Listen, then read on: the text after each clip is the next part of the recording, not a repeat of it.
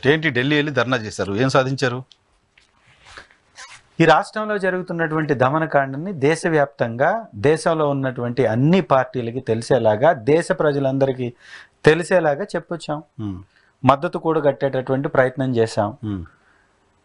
ఇక్కడ ఉన్నటువంటి చాలా పత్రికలు, చాలా మీడియా వ్యవస్థలు వారి జేబు సంస్థలు కాబట్టి ప్రసారం చేస్తున్నటువంటి మాధ్యమాలనేమో వాటి ప్రసారాలు నిలిపేస్తున్నారు.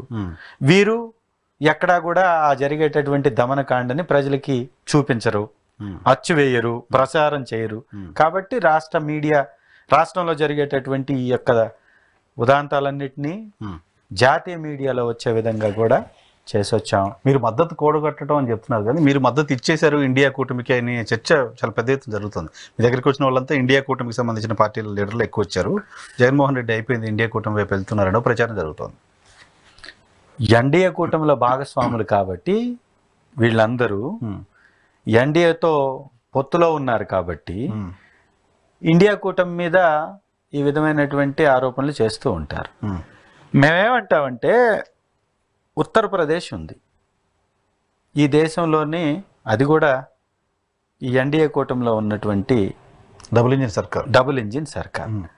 అక్కడ ఎలాంటి హత్యలు జరుగుతున్నాయో, అక్కడ ఎలాంటి దమనకాండ జరుగుతుందో దాన్ని మించిపోయినటువంటి దమనకాండ ఈ రాష్ట్రంలో జరుగుతుంది. ఇది వాస్తవం.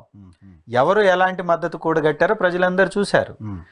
ఈ దేశంలో ఉన్నటువంటి అనేక పార్టీలు ఇవాళ ఎన్డీఏ కూటమిలో ఉన్నాయి, ఇండియా కూటమిలో ఉన్నాయి. రెండు సపోర్ట్ చేస్తున్నాయి మాకు. మేము ఏ కూటమిలో భాగస్థులం కాదు.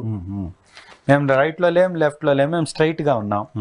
మా విధానం చాలా సూటిగా ఇక్కడ జరుగుతున్నటువంటి తప్పులను ప్రశ్నిస్తున్నాం.